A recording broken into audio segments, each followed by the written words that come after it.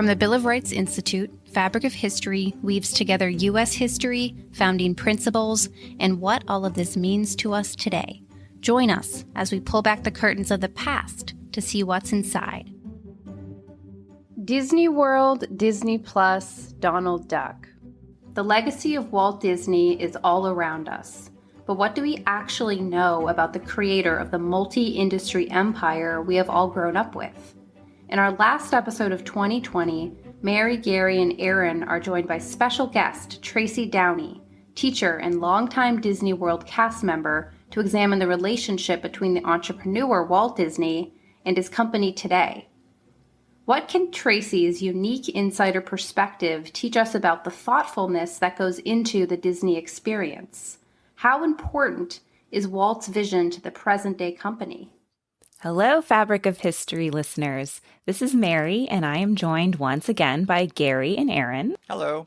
Hi. And today, we also have a special guest with us, but I will introduce her in just a moment because first, I have to make a confession.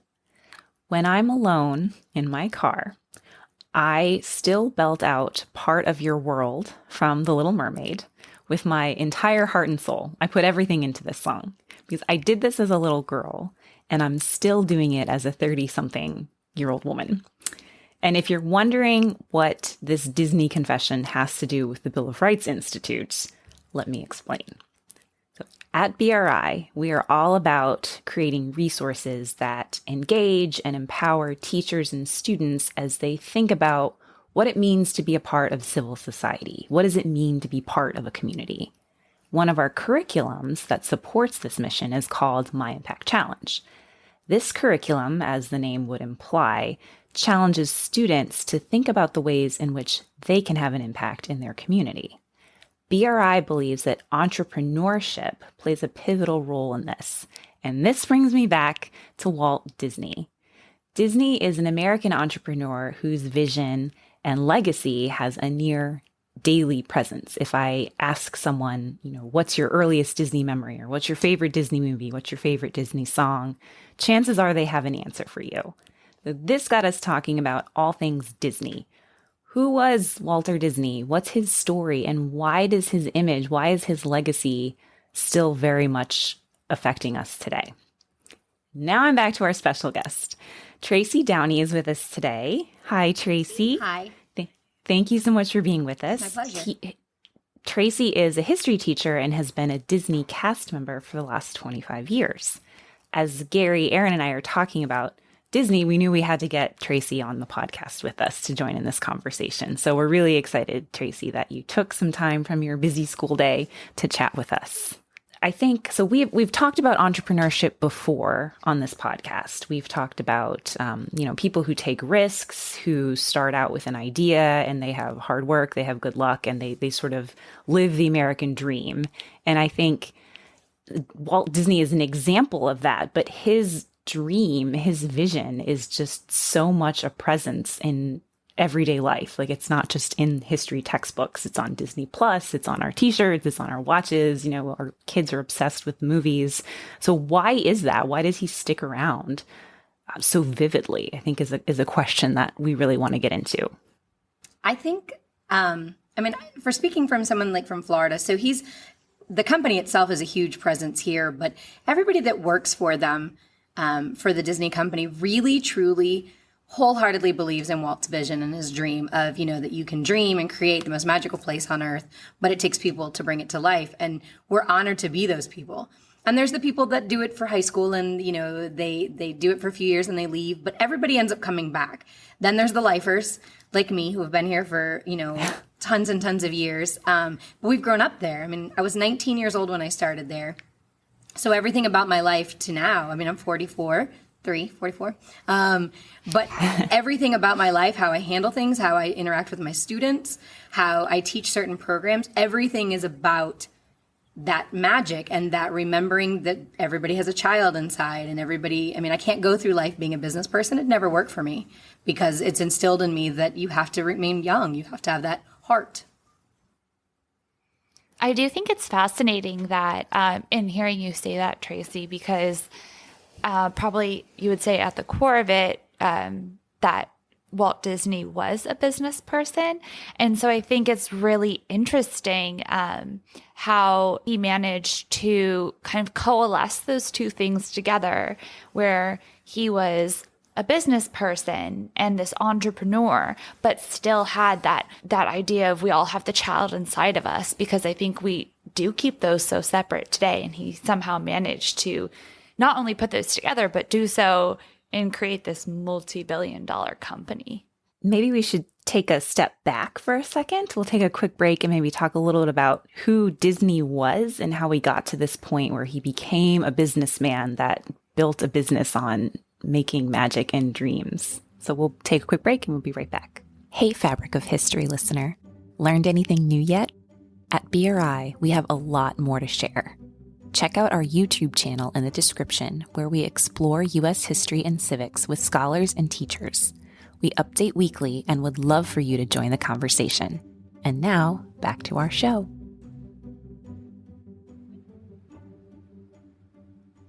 Before the break, I threw out the question, who was Walt Disney? What's his backstory? We love backstories here at the Bill of Rights Institute. And I think Walt Disney has a pretty interesting one. He comes from pretty humble beginnings, and he was interested in drawing when he was very young, and he used to sell his sketches to his neighbors. So I think maybe his passion for, illustration and the creative side of things, it seems like it was there pretty early.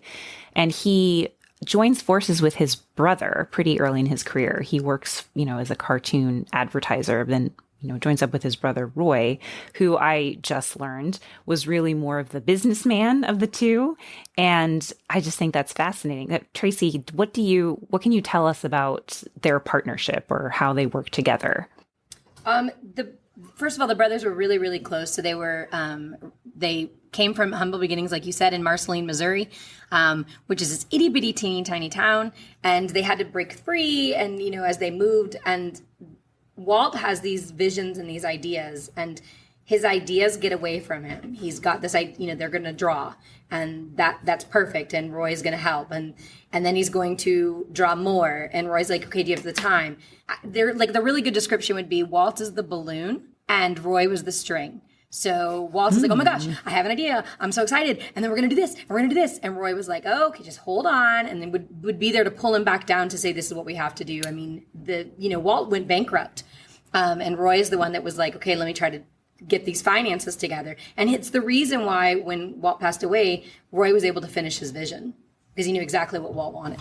When one thinks of entrepreneurs, they might just think of, inventing something or producing something. And if dreams and magic is what it is, that's a really fascinating illustration of how to take what was a drive to create. But then you said, also, how do you make that happen? How do you get that to people? How do you create structures around that? And I think that word vision is a really important part of that. How do you allow the vision to flourish, but also convey it to other people? I mean, because he's not doing it alone. And I think, how did Walt Disney share his vision? I mean, I think from the get-go, when Snow White hit it big, and I think he saw the ability to really do something special. And he was an avid railroad collector. Like, he loved railroad trains and cars so much that he actually put one in his backyard, just so that he could let his daughters drive around on a railroad, which I think is the coolest thing ever. And he really got upset with going to theme parks with his daughters and sitting on benches and watching them participate as opposed to being a participant. That was a really big drive for why Disneyland was even started, was he wanted to have family entertainment where everybody was involved and not just the kids. So I think when he decided to do this is just my opinion, but when he decided to do this, he looked at so many elements of what do we need to do to bring this to life. You can't make a theme park, and I do stress the word theme park because that's a big deal at Disney. It's a theme park. It's not an amusement park. It's not everything is an attraction. Everything has a story, because it was really important to him to make sure that everything fit into that world, that he wanted. It wasn't about, it was never about the money when he created these parks. It was always about bringing something back to the families. I really like your imagery of the balloon and the string. And that makes me think two things. One, I'm definitely a string. I'm that person on the team who's like, okay, I think it's so you have to have both, right? You have to have the Walt side of it who has this vision and it's like, I want the whole family involved in this. And then you need someone like Roy who's like, okay, what's step one? What's step two? So I really like just stepping back and thinking about this as an illustration of entrepreneurship, that you have to work with other people. And I think you have to see where your strengths are and where you need help. So I think that's a great example of that, but also it's such a success story. I mean, you have these theme parks where I think I'm a new mom, so my son is almost 15 months old, and I've already had the conversation with my husband. When do we go to Disney World? Because I'm on the East Coast, so Disney World would be our option. Like, when do we have to take him there to have this experience? So, I mean, it was such a big idea at the time in the 60s, and it's still, I mean, 2020, we're still having that conversation, that magic's still there. So I think that's a pretty powerful testament to both the balloon and the string. God, I love that image. Thanks, Tracy. What I think also is really interesting, like Mary was saying about how this kind of builds on the idea of entrepreneurship. What's really fascinating as well is the fact that, you know, even the definition in our My Impact Challenge curriculum ties entrepreneurship to the market economy and human beings wanting stuff, the process of trading goods and services. And when you think about Walt Disney, and now I will argue Roy as well, as entrepreneurs, it seems so much more complex than that. And knowing that there wasn't necessarily like one specific good and service that they were trying to trade, but it was like this idea, and that, like we keep saying, this dream. And not only that Walt Disney was so passionate about these dreams and these ideas, but knowing that there was a demand for that as well.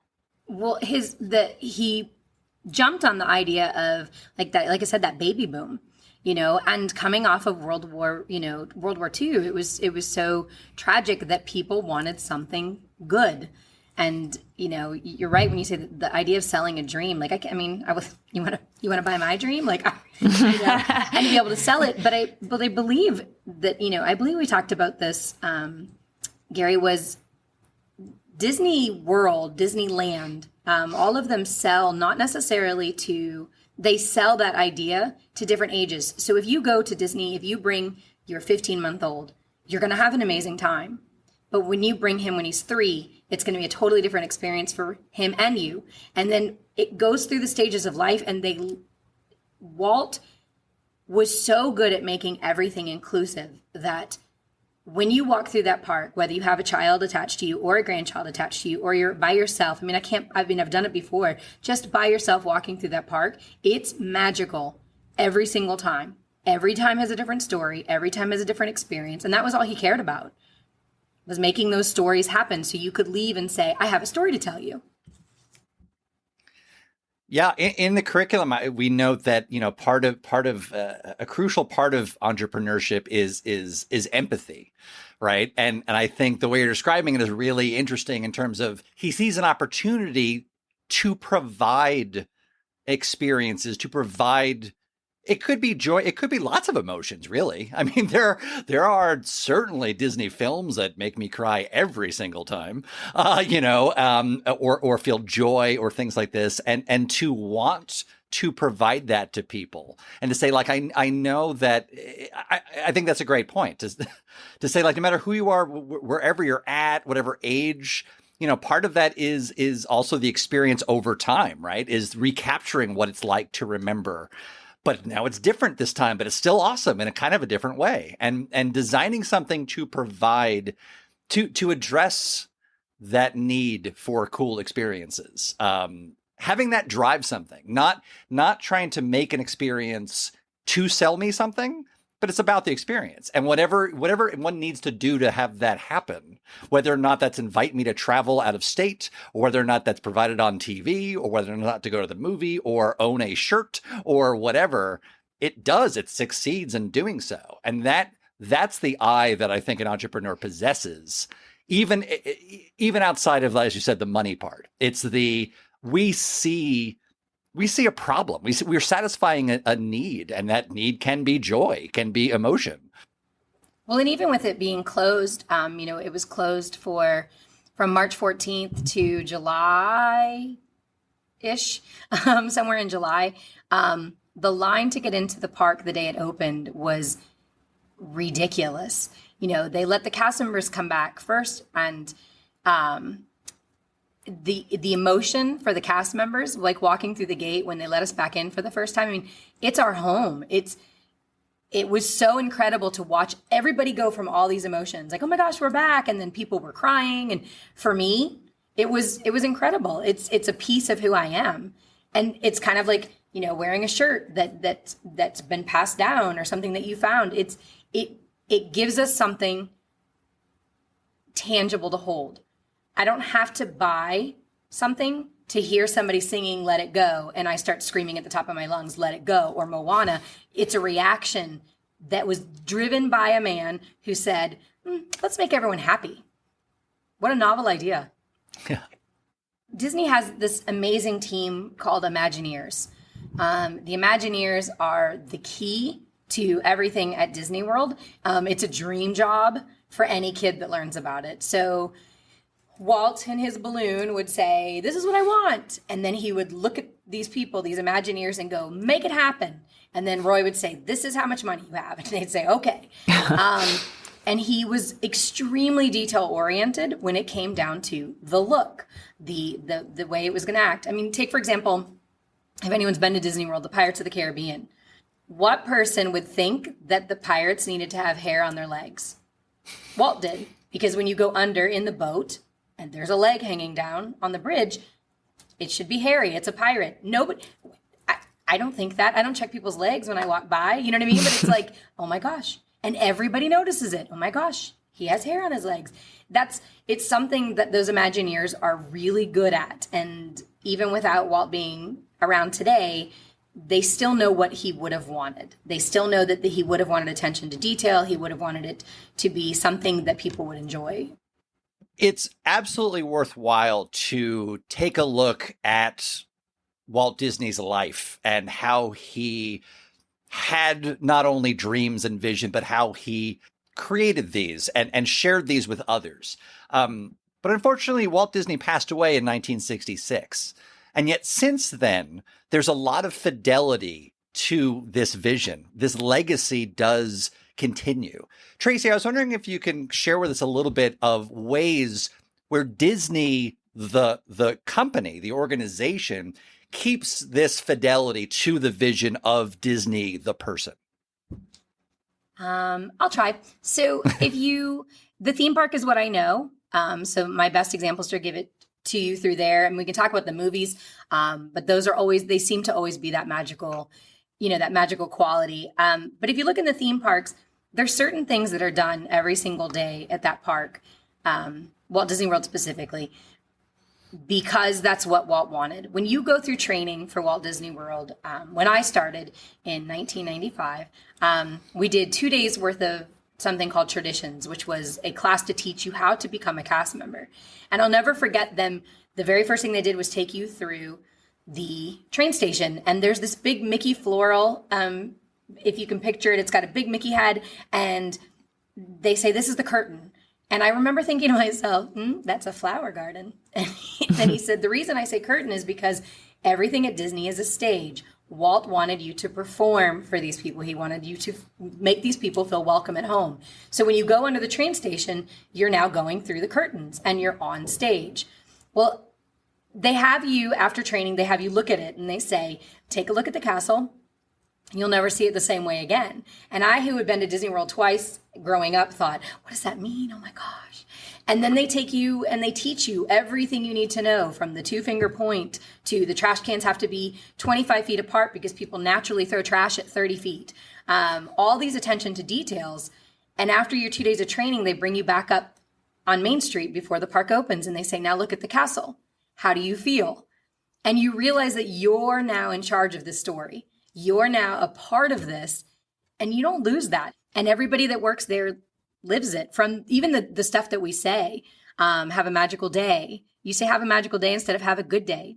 Does anyone want, do you know why? Have a good day is not something you say to someone who might be having something that's a bad day. Like, let's say they just got news and they're coming into the park and they're there because they need time away from something like bad news or sad news or anything. When you say have a magical day, whether you're having a bad day or a good day, it makes you stop and go, it's pretty cool. I can have a magical day. I mean, I have a good day, but I'll have a magical day, or like I said, the 2-finger point. We would never point in a direction and tell someone, go that way. You would never do that. What I found fascinating recently was the reason we do the 2-finger point is I always thought it was out of courtesy. You always use your 2 fingers and you say, go this way, go this way. It was recently told to me, I read 2 autobiographies of Walt, and he held a cigarette when he walked through the park. And he was like, go this way, go this way. And so the myth or the story is that the 2-finger point is because of Walt smoking, but you're not allowed to smoke in the park anymore. So they got rid of that. But Walt did allow it when it opened because it was really popular back then.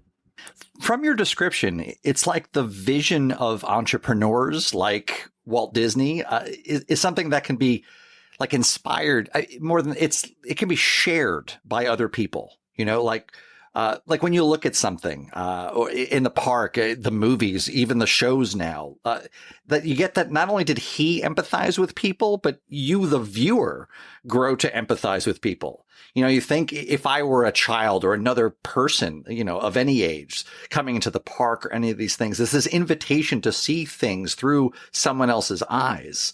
Everything that goes into that incredible amount of detail, it sounds like it's not just theory. It's like designed to invite you to continue to see the world through his vision. Well, and he did it on so many different levels. Like if you took the time, if you ever came to Disney, you guys would just all have to come. But if you go to Disney, everything is built for the age groups.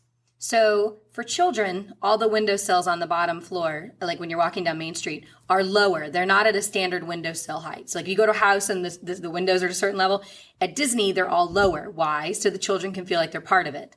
But we also want to make the adults feel important. So we build these facades to look like 2 and 3 stories, but they're really only a 2-story building, but there's 3 floors on it or 4 floors on it. And he was grateful and gracious to the people that were part of it. So if you look on Main Street, all of the windows have names of companies, but those companies are actual people names to thank them for being a part of the whole process.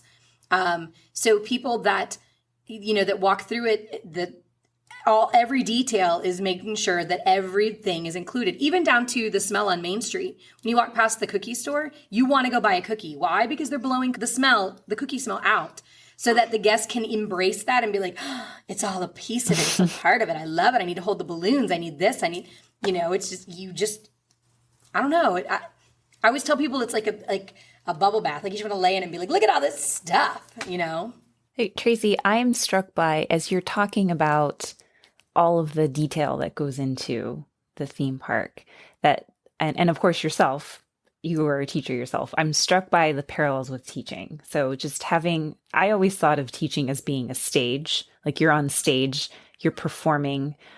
You have to have empathy with what you're teaching and who you're teaching. And you have to, I think if you can make your students feel like they're surrounded by it, then that's just all the better. So how has Disney affected the way that you teach? We have a lot of teachers probably listening and Disney enthusiasts, I'm sure. For me, there's one of the biggest things that I've learned. Like Disney is everything inside of me. Like who I am is because of Walt Disney and the vision he had and the training. So if a student comes to me whether I teach elementary or high school, when they're upset, and we all have that student that gets riled up or gets angry or something like that, there's so many people that just kind of blatantly are like, well, they're in a bad mood. And I am the first to squat down and get eye level if I'm elementary. I have a student that was 6'4". He was huge. And I was like, hold on. And I pulled a chair in front of him and stood on the chair. I'm like, all right, listen, now I'm eye level. Talk to me. Like, what's going on? Because in Disney, that's what you do. You get down to people's eye level. You talk to them. My room is set up. It is a timeline. It starts in the 1800s and goes all the way to 2 days ago when we put a newspaper on the wall. But it is tangible items. It's things that people can touch and see, so it makes for an experience. So when school starts, the kids want to be in my classroom because they want to see history alive.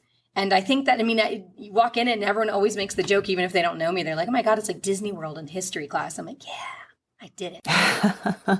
Well, even just from listening to you talk from the last, 20 minutes or so, that's like the highest compliment, because there's so much attention to detail in every single thing in that theme park, that having that much attention to what you're teaching your students, I think it's like a gold standard. Or my 2 cents. I was big on, having lots of things up in the room too. So. So cool. Doing what it takes to have people have that cool experience. You can be inspired to do the same, to have people have cool experiences, having things on the wall, or, if you don't have the opportunity to have stuff on a classroom wall, which is unfortunately very much the case this year, there's still a need teachers are able to fulfill. It's partially learning, partially emotional. It's very much experiential, like we're talking about, experiencing something new, or looking back.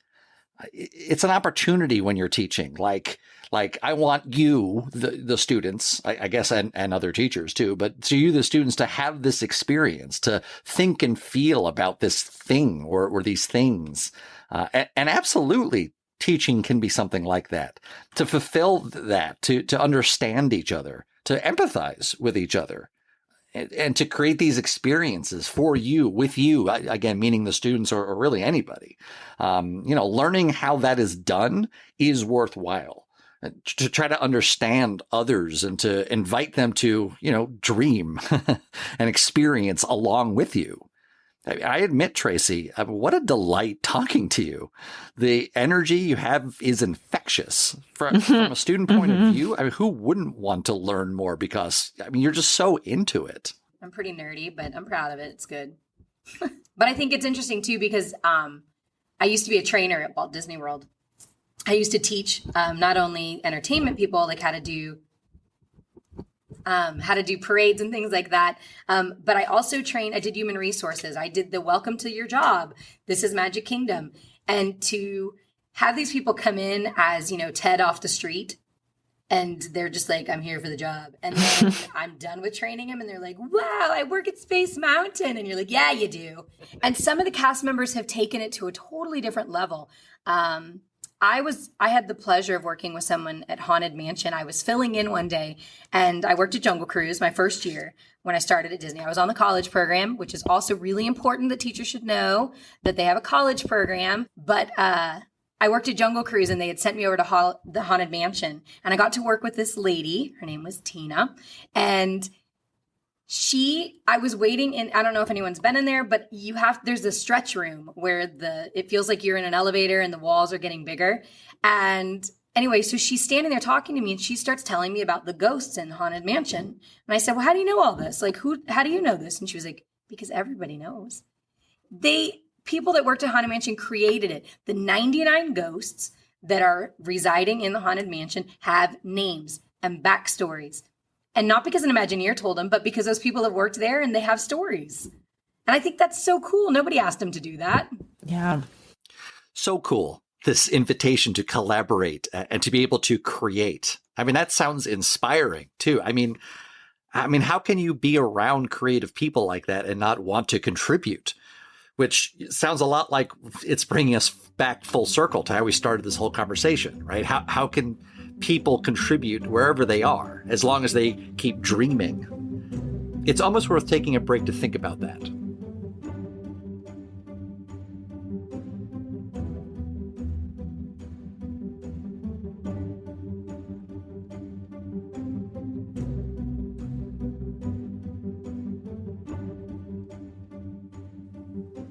So we started off the conversation talking about how there are many ways to contribute to society, and among them is through entrepreneurship. So a question I have is, what can we learn from the story of Walt Disney as it pertains to this? I think if we had the opportunity, if we could go back, if we could have Walt walk in the room and see kids in high school and see kids in college and learning about things, I think his drive, or what he would say to us, is that you have to be passionate about whatever you do. You're going to make something of yourself. I mean, this was my vision. I wanted to draw. I wanted to make people happy. So I followed my heart as opposed to worrying about the business model. I wasn't told what to do. I didn't have a lesson plan.